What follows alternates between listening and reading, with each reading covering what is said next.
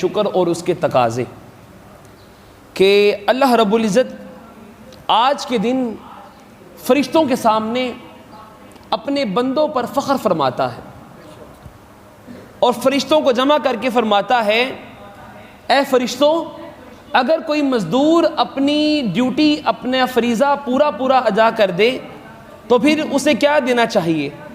فرشتے عرض کرتے ہیں مالک کائنات، اس کی بھی ڈیوٹی اس نے اگر پوری کر لی ہے تو پھر اس کی مزدوری، اس کی اجرت اسے پوری دینی چاہیے۔ تو پھر اللہ پاک فرماتا ہے وعزتی وجلالی، مجھے اپنے جلال کی قسم، مجھے اپنے جاہ و جلال کی قسم، اے فرشتوں گواہ ہو جاؤ کہ میں نے آج کے دن سارے کے سارے اپنے بندوں کو بخش دیا ہے۔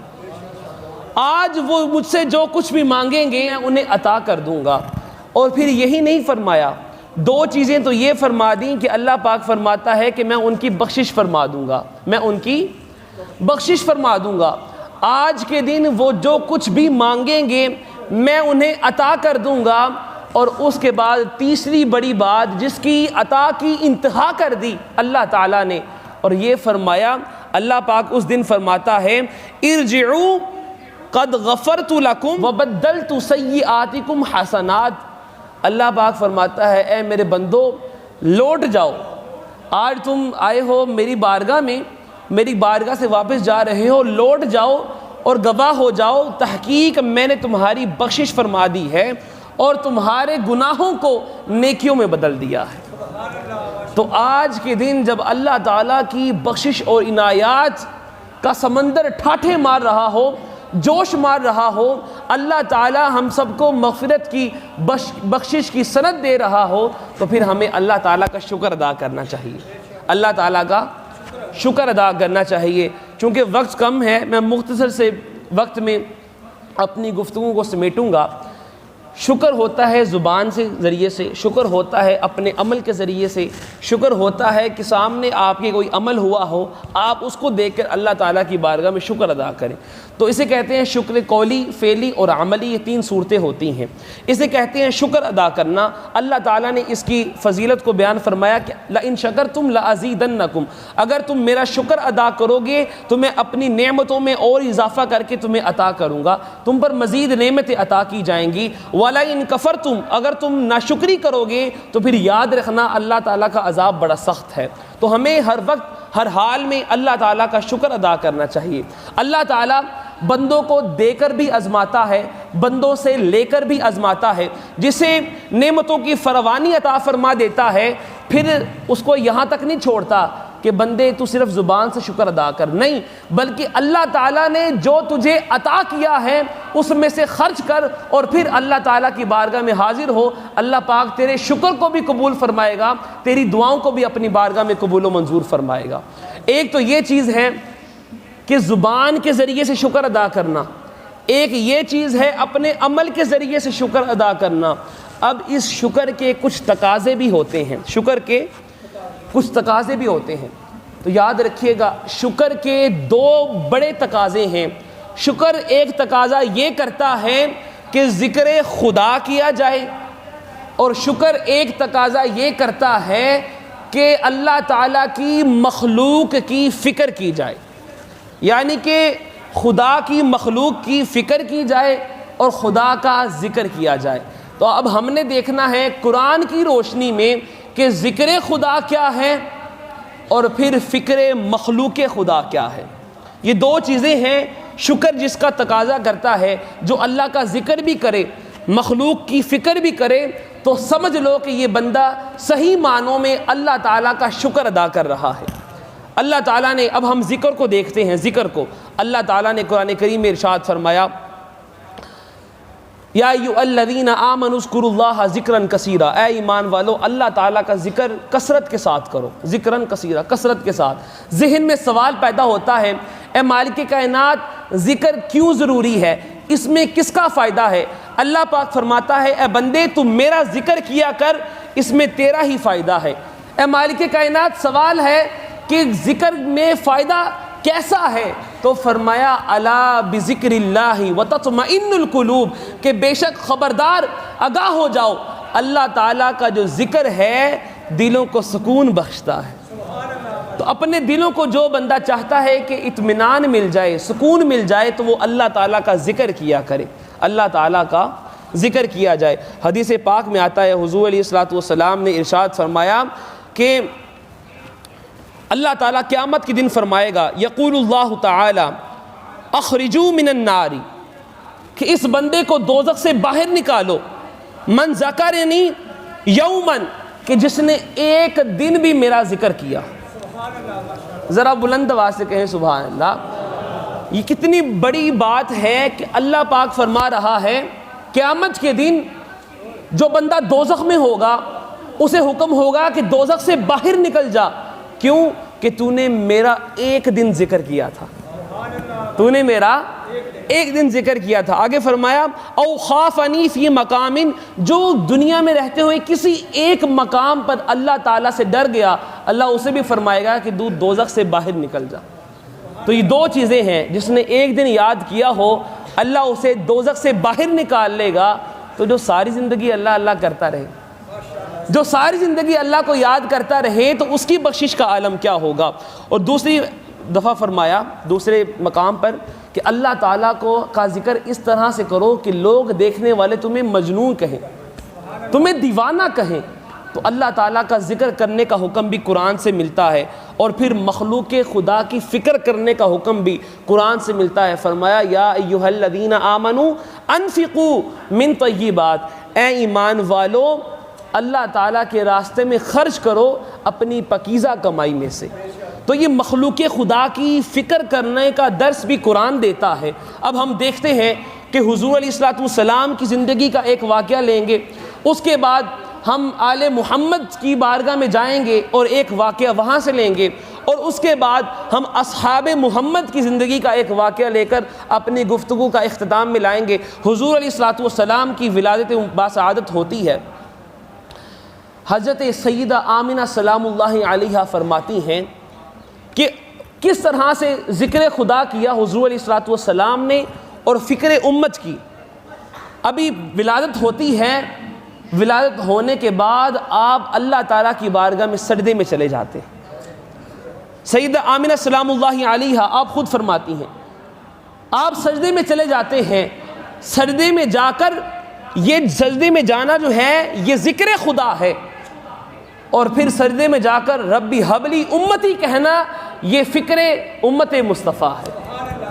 تو اپنی امت کی فکر کرنا، مخلوق خدا کی فکر کرنا، یہ حضور علیہ الصلوۃ والسلام کی زندگی میں ہمیں ملتا ہے۔ پھر ہمیں معراج کا واقعہ نظر آتا ہے کہ معراج میں جب اللہ تعالیٰ اپنے حبیب کو اپنے پاس بلاتا ہے اور 70 مرتبہ پوچھتا ہے، اے حبیب مانگ مجھ سے کیا مانگتا ہے، مانگ مجھ سے کیا مانگتا ہے، اور پھر ذکر کی صورت میں حضور علیہ الصلوۃ والسلام کو نماز عطا کی جاتی ہے، اور پھر جب پوچھا جاتا ہے 70 مرتبہ کہ مانگو کیا مانگتے ہو اے حبیب، تو آپ جواب دیتے ہیں مالک کائنات ربی حبلی امتی، اپنی امت کی بخشش چاہتا ہوں۔ تو یہاں پر بھی فکر نظر آتی ہے، جہاں جہاں پر ذکر نظر آتا ہے وہاں وہاں پر فکر مخلوق خدا ہمیں نظر آتی ہے۔ اور پھر محشر کا دہاڑا ہوگا، محشر کا دن ہوگا، تمام امتیں جب سارے نبیوں سے ہو کر حضور علیہ الصلوۃ والسلام کی بارگاہ میں آئیں گی، تو پھر حضور علیہ الصلوۃ والسلام اللہ تعالیٰ کی بارگاہ میں سجدہ ریز ہوں گے۔ یہ سجدہ کرنا ذکر خدا ہے، اور سجدے میں جب سر رکھ کے دعا کرنا ربی حبلی امتی، یہ فکر مخلوق خدا ہے، فکر امت مصطفیٰ ہے۔ پھر اللہ پاک فرمائے گا اے حبیب ہم آپ کو تب تک نوازتے رہیں گے، وَلَسَوْفَ يُعْطِيكَ رَبُّكَ فَتَرْضَىٰ، یہاں تک کہ آپ راضی ہو جائیں گے، یہاں تک کہ آپ راضی ہو جائیں گے۔ دوستان محترم، یہ ہمیں حضور علیہ الصلوۃ والسلام کی زندگی سے درس ملتا ہے کہ ذکر خدا بھی نظر آتی ہے، فکر مخلوق خدا بھی ہم سب کو نظر آتی ہے۔ دوستان محترم آگے چلتے ہیں، ہمیں نظر آتا ہے آل محمد کی بارگاہ میں ہم دیکھتے ہیں کہ ایک طرف نیزے کی نوک پر سر اقدس ہے اور اللہ تعالیٰ کا ذکر ہو رہا ہے۔ حضرت امام حسین علیہ السلام، ہمیں یہ بات نظر آتی ہے، تو دوسری جانب ہمیں یہ پتہ چلتا ہے کہ گھر میں جب کوئی پیاسا آ جائے، بیمار آ جائے، یتیم آ جائے، مسکین آ جائے، قیدی آ جائے تو پھر ہمیں نظر آتا ہے، قرآن گواہی دیتا ہے وَيُطْعِمُونَ الطَّعَامَ عَلَىٰ حُبِّهِ مِسْكِينًا وَيَتِيمًا وَأَسِيرًا، تینوں دن الگ الگ بندہ آ گیا، قیدی آ گیا، مسکین آ گیا، یتیم آ گیا، آپ نے اپنی افطاری چھوڑ کر مخلوق خدا کی فکر کرتے ہوئے اسے بھی نواز دیا۔ تو یہ ہمیں نظر آتا ہے۔ پھر نماز پڑھ رہے ہوں، مولا علی شیر خدا کرم اللہ وجہ الکریم نماز کی حالت میں ہو، رکوع کی حالت میں ہو، سائل منگتا آ جائے، آپ کی در سے خالی نہیں جاتا، آپ ہاتھ کا اشارہ کرتے ہیں، اسے اپنی انگوٹھی عطا فرما دیتے ہیں، اسے اپنی انگوٹھی مبارک عطا کر دیتے ہیں۔ تو نماز ہو رہی ہے، ذکر خدا ہو رہا ہے، اور ساتھ ہی ساتھ فکر مخلوق خدا بھی ہو رہی ہے۔ اب آئیے چلتے ہیں اصحاب محمد کی طرف، مختصر سا کرتے ہوئے کہ حضرت طلحہ راوی ہیں، بیان کرتے ہیں جنگ کا موقع ہے، لوگ زخمی ہیں، شہادت کے قریب ہیں، پانی نہیں ملتا، پیاسے ہیں، ایک شخص آتا ہے مشکیزہ لے کر پانی پلانا شروع کرتا ہے، ایک کی طرف جاتا ہے، دوسرا کہتا ہے کہ اس کی طرف جاؤ وہ زیادہ پیاسا ہے، دوسرے کی طرف جاتے ہیں، دوسرا عرض کرتا ہے تیسرے کے پاس جاؤ زیادہ پیاسا ہے، تیسرے کے پاس جاتے ہیں، تیسرا کہتا ہے نہیں پہلے والے کے پاس جاؤ وہ زیادہ پیاسا ہے۔ جب وہ پہلے والے کے پاس جاتا ہے، پہلا والا بھی اللہ تعالیٰ کی بارگاہ میں شہید ہو چکا ہوتا ہے، پہنچ چکا ہوتا ہے، دوسرا بھی پہنچ چکا ہوتا ہے، تیسرا بھی، چلتے چلتے سارے اللہ تعالیٰ کی بارگاہ میں پہنچ جاتے ہیں۔ تو یہ کیا تھا کہ یہ رحماء بینہم، آپس میں اتنے رحیم ہیں، آپس میں اتنے کریم ہیں، آپس میں اتنی محبت ہے کہ ایک طرف ذکر خدا بھی ہو رہا ہے، شہادت بھی ہو رہی ہے، اور دوسری طرف فکر مخلوق خدا بھی ہو رہی ہے۔ تو دوستان محترم، یہ عید کا دن پیغام دیتا ہے کہ عید کی نماز سے پہلے اگر کوئی بچہ دنیا میں آ جائے تو اس پر عید کی نماز واجب نہیں ہوتی، لیکن اس پر فطرانہ واجب ہو جاتا ہے، اس پر فطرانہ واجب ہو جاتا ہے۔ تو یہ درس ہمیں یہ ملتا ہے کہ ہمیں ہر حال میں اس بچے پر جس پر ذکر کرنا واجب نہیں، لیکن اس بچے کے والدین پر مخلوق خدا کی فکر کرنا واجب ہے۔ تو یہ دو چیزیں ہمیں آج کے دن درس دیتی ہیں کہ ہم نے ذکر خدا کرنا ہے اور اس کے ساتھ ساتھ فکر مخلوق خدا کرنی ہے۔ اللہ رب العزت ہم سب کو عمل کرنے کی توفیق نصیب فرمائے۔ دوستان محترم، جب نماز عید الفطر ادا کی جاتی ہے، یہ آج کا دن اور ہر نماز ہمیں یہ درس دیتی ہے، جب باجماعت نماز خاص طور پر ہم کہتے ہیں کندھے کے ساتھ کندھا ملا کر کھڑا ہونا ہے، تو عید الفطر کی نماز جو ہے یہ ہمیں یہ سکھاتی ہے ذکر کے ذریعے سے کہ کندھے کے ساتھ کندھا ملانا ہے، اور یہ آج کا دن ہمیں فکر مخلوق خدا کرنے کا یہ درس دیتا ہے کہ جہاں پر کندھے کے ساتھ کندھا ملایا جا رہا ہے وہاں پر دل کے ساتھ دل بھی ملا ہونا چاہیے۔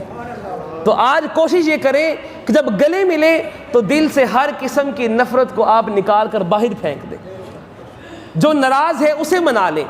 تو چونکہ یہ شکریہ ادا کرنے کا دن ہے تو سب سے پہلا جو حق رکھتے ہیں دنیا میں تو وہ ہے ہمارے والدین، ہمارے بہن بھائی، بیویاں اور بیٹیاں کہ جنہوں نے راتوں کو جاگ کر ہم سب کے لیے سحری کا انتظام کیا، جنہوں نے ہمارے لیے افطاری کا اہتمام کیا، تو وہ زیادہ حقدار ہیں۔ ہم پر فرض یہ ہے کہ ہم ان کا شکریہ ادا کریں۔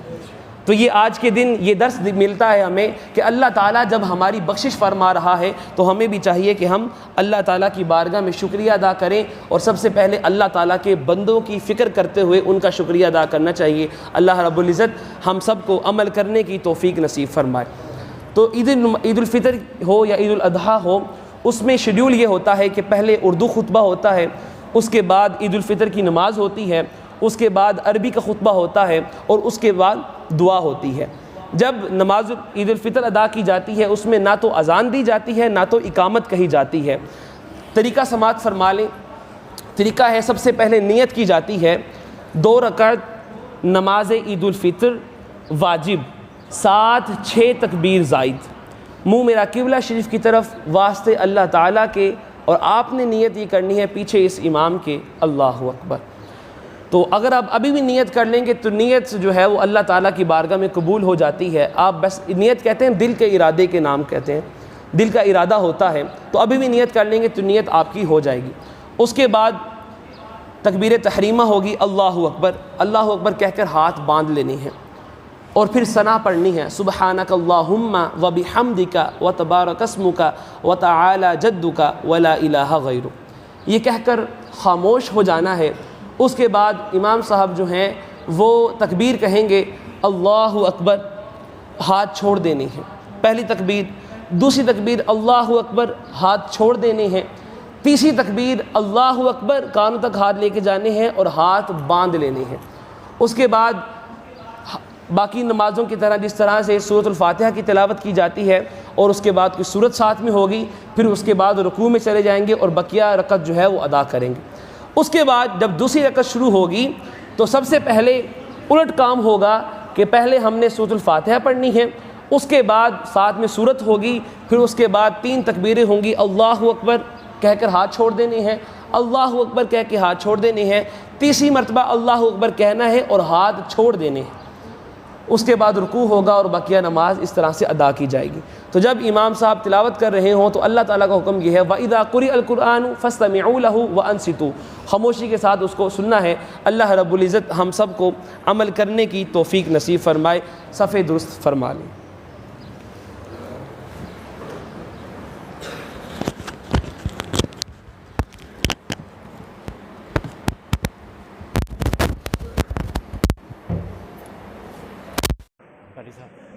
قاری صاحب